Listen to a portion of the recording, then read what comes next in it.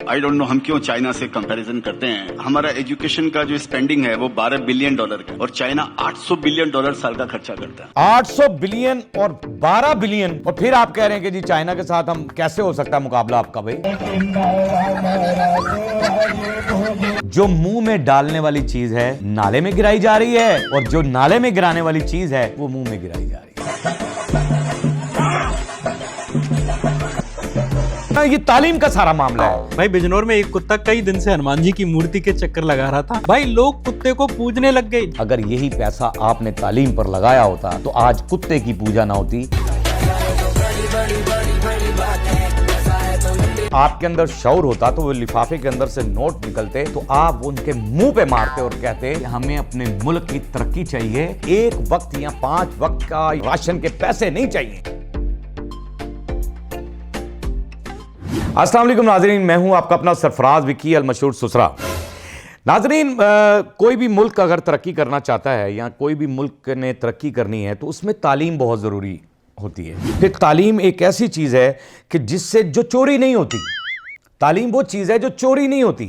यानी हर चीज़ चोरी हो सकती है लेकिन तालीम चोरी नहीं होती। ये बचपन में हम पढ़ते होते थे और स्कूलों के अंदर भी पढ़ाया जाता था हमें, और किताबों के ऊपर भी लिखा होता था कि तालीम जो है वो कभी चोरी नहीं होती है।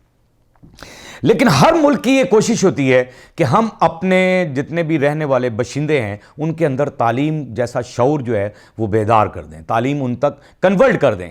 जहाँ के चाइना ने बहुत जद्दोजहद की और चाइना ने जो है तालीम पर इतना पैसा लगाया है। पहले मुझे क्लिप दिखा दें जी, उसके बाद मैं बात करता हूँ।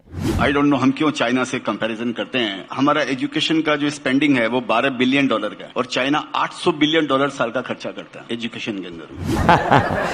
ये है जी चाइना। यानी वो कह रहे हैं कि चाइना के साथ हमारा मुकाबला ही कोई नहीं है। यानी हम चाइना के साथ हम कहते हैं कि आई डोंट नो क्यों हम चाइना के साथ मुकाबला करते हैं, ये भी हमें नहीं पता कि क्यों हम करते हैं। हमारा 12 बिलियन खर्चा है तालीम पर, हम लगा रहे हैं जो तालीम के ऊपर, और चाइना लगा रहा है $800 बिलियन। $800 बिलियन सिर्फ तालीम पर लगा रहा है। इसलिए लगा रहा कि वहां पर तालीम दी जाए, शऊर पैदा किया जाए, इतना तालीम दे दी जाए। वैसे भी मेरे ख्याल से हम अरसदराज से ये बात सुनते आ रहे हैं कि अगर इल्म हासिल करना है तो चाइना चले जाएं। चाइना के अंदर इतना इल्म बांटा जाता है, वहां का तो बच्चा जो है वो इसलिए तरक्की याफ्ता मुल्क है।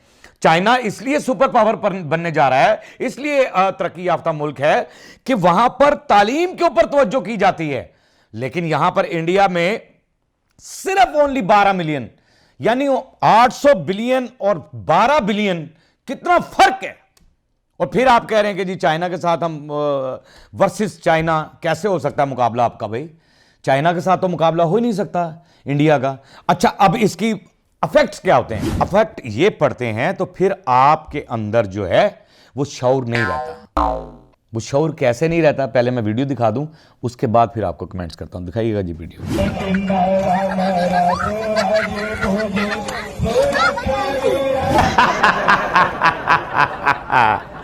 ओए होए होए होए होए होए, तौबा तौबा तौबा तौबा। अब ये देखें कि दूध जो पीने वाली चीज है, जो मुंह में डालने वाली चीज है, वो नाले में गिराई जा रही है, और जो नाले में गिराने वाली चीज है वो मुंह में गिराई जा रही है। यानी गौ मूत्र पिया जा रहा है और दूध को गिराया जा रहा है। अरे गांव का बछड़ा भी जो है वो भी पेशाब नहीं पीता, यानी गौ मूत्र नहीं पीता, वो भी दूध पीता है। उसको भी ये शऊर है, उसको भी अंदर भी ये पता है कि मैंने दूध पीना है, मैंने गौ मूत्र नहीं पीना। और आप वो जो गिरा रहे हैं गड़वे के गड़वे नाले के अंदर गिरा रहे हैं, अगर यही किसी गरीब आदमी के पेट में अगर आप डाल दें तो कितना मामला ठीक हो जाएगा। कितनी जनता वहाँ की भूखी मरती है। ये दूध मुझे ये समझाएं कि नाले में डालने के से दूध का क्या आप कर सकते हैं। दूध तो एक नूर होता है, दूध एक ऐसी पाकीज़ा चीज है जिसको आप नाले के अंदर गिरा रहे हैं। और क्या हासिल करना चाहते हैं दूध को गिराकर, नाले के अंदर गंदगी के अंदर गिराकर दूध को क्या हासिल करना चाहते हैं, और जो गंदगी है उसको पीकर आप क्या हासिल करना चाहते हैं, यह समझ से बाहर है। तो ये जो तालीम का मामला है ना, ये तालीम का सारा मामला है कि अगर आपने तालीम पर पैसा खर्च किया होता तो आज लोगों को यह पता चल जाता कि दूध पीने वाली चीज है भैया, गिराने वाली चीज नहीं है। फिर तालीम जब नहीं होती तो फिर ढोंगी बाबा ये आ जाते हैं। तो ढोंगी बाबा क्या कर रहा है जी? ढोंगी बाबा दिखाइएगा जरा क्या कर रहा है।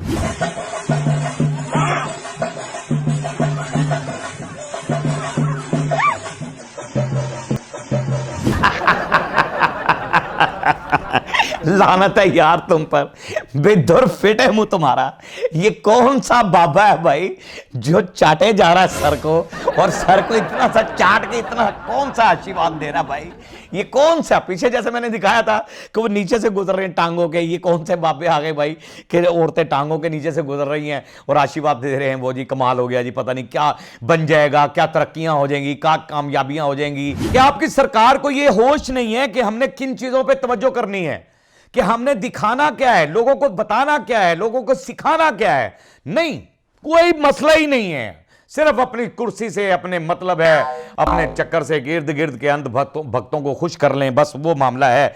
बाकी जनता कुछ भी कर रही है, कुछ भी हो रहा है, होने दो। इसी तरह से ये जहालत आगे से आगे फैलती जाती, बात यहां खत्म नहीं होती है, बात यहां तक खत्म नहीं होती है, जहालत फैलती कहां तक है। अब एक चीज और मैं दिखाना चाह रहा हूं, दिखाइएगा जी ये जरा, पहले वीडियो दिखा दें फिर उसके बाद कमेंट्स करता हूं। कहाँ से हम compete कर लेंगे चाइना और अमेरिका को? भाई बिजनौर में एक कुत्ता कई दिन से हनुमान जी की मूर्ति के चक्कर लगा रहा था। भाई लोग कुत्ते को पूजने लग गए, जबकि वो बेचारा कुत्ता बीमार है।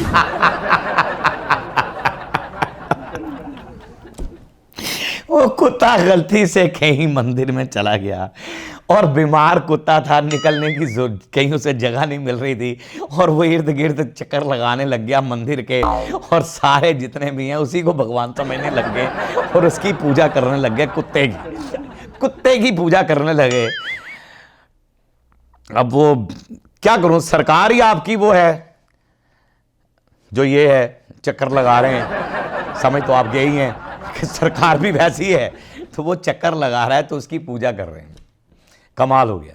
यानी जहालत की इंतहा ये है, तो उसको चमत्कार समझ रहे हैं कि शायद कोई चमत्कार है भाई, कोई ऐसा चमत्कार है जो कुत्ता मंदिर का चक्कर लगा रहा है, उसी को पूज लो। वजह क्या है?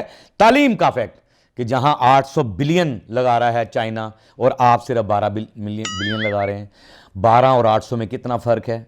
अगर यही पैसा आपने तालीम पर लगाया होता तो आज कुत्ते की पूजा ना होती। ये जो वोट लेती है भारतीय जनता पार्टी, क्योंकि उन्हें ये पता चल गया कि हमने अवाम को शोर नहीं दिया, हमने अवाम को कोई ऐसा अकल नहीं दी, हमने अवाम को ये बताया ही नहीं कि किस लीडर को चुनना है, किसको नहीं चुनना है।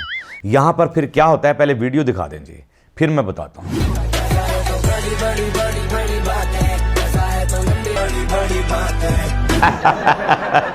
ये जी बंबई में इलेक्शन हो रहा है, बंबई में इलेक्शन हो रहा है और वोट फॉर नॉट, ये वोट फॉर नॉट कि आपके वो लिफाफे में भारतीय जनता पार्टी का वो बैलेट पेपर भी जा रहा है और साथ पैसे भी जा रहे हैं। यानी कि अवाम के अंदर ये चीज़ बेदार नहीं हो रही, कि इतना नहीं पता चल रहा उनको कि 5 साल की हुकूमत बनेगी। ये 5 दिन का खर्चा तो उन्होंने भेज दिया हमें, बाकी 5 साल हमने सारी ज़िंदगी 5 साल हमने परेशान ही रहना है। 5 साल हमें वो तकलीफ़ों का सामना करना पड़ेगा जो कि हमने कभी सोची भी नहीं थी, क्योंकि उसने तो दे दिए पैसे वोट लेने के लिए, उसने तो दे दिए आपको पैसे, आपसे वोट ले लिया, खरीद लिया आपको। अब आप जाएं भाड़ में और वो जाए सरकार में। अगर आपके अंदर शौर होता तो वो लिफाफे के अंदर से नोट निकलते तो आप उनके मुंह पे मारते और कहते कि हमें अपने मुल्क की तरक्की चाहिए, हमें अपने बच्चों की खुशहाली चाहिए, हमें अच्छी सेहत चाहिए, हमें अच्छी तालीम चाहिए, हमारे बच्चों का अच्छा फ्यूचर चाहिए, हमें ये 1 वक्त या 5 वक्त का या 1 हफ्ते के राशन के पैसे नहीं चाहिए, हमें 5 साल जीने का हक चाहिए इज्जत के साथ, हमें 5 साल जीने का हक चाहिए आजादी के साथ, हमें 5 साल जीने का हक चाहिए एक अच्छे तरीके के साथ। लेकिन नथिंग। ये जितने भी लीडर आ जाएं आपके मुल्क के या जो भी आ जाए, ये भारतीय जनता पार्टी जो कुछ मर्जी कर ले या कोई भी मामला है, लेकिन पाकिस्तान की तरफ आंख उठाकर भी नहीं देख सकते, पाकिस्तान की तरफ आंख उठाकर भी नहीं देख सकते। बाकी इंडिया की जनता को मेरा सलूट है, उनको मैं हमेशा सलूट मारता हूं कि वहाँ की अवाम बड़ी मासूम है भाई, बहुत मासूम अवाम है जो हर झांसे में आ जाती है, जो भी उसको झांसा देता है उस झांसे के अंदर वो आ जाती है। ये हमें बड़ी बात है भाई, बड़ी बात है यार। भारतीय जनता पार्टी एक भारतीय कॉमेडियन है, आपकी बड़ी कमाल है, उसी से सीख लो बेचारी से कुछ, इतना हंसाती है वो। बहरहाल हमारा मुल्क तो महफूज हाथों में है, अल्लाह पाक उन महफूज हाथों को हमेशा कायम और दायम रखे। जो सरहद पे खड़े नौजवान हमारी ज़िंदगियों की हिफाजत करते हैं, अल्लाह उन्हें हमेशा सलामत रखे और कायम और दायम रखे। बाकी पाक आर्मी जिंदाबाद थी, जिंदाबाद है और जिंदाबाद रहेगी। पाकिस्तान जिंदाबाद था, जिंदाबाद है और जिंदाबाद रहेगा। बाकी हंसते रहें, मुस्कुराते रहें, हंसी वाली ज़िंदगी गुजारें, कभी किसी की दिल आज़ारी मत कीजिएगा। इज़्ज़त दें, इज़्ज़त लें, मोहब्बत बांटें और मोहब्बत हासिल करें और परवरदिगार पर यकीन रखें, क्योंकि सब ताकतें मेरे रब के अंदर हैं और वही सब कुछ कर सकता है। बेशक वही सब कुछ कर सकता है। हमने आपके लिए व्हाट्सएप भी बनाया, टिकटॉक भी बनाया, फेसबुक भी बनाई है, उसे भी फॉलो कीजिएगा। मस्किया चैनल को सब्सक्राइब करते रहें, लाइक करते रहें, कमेंट्स करते रहें और घंटी दबाना मत भूलिएगा, क्योंकि ससुरा आपके साथ है और इंशाअल्लाह ताला जब तक जिंदा है आपके साथ है।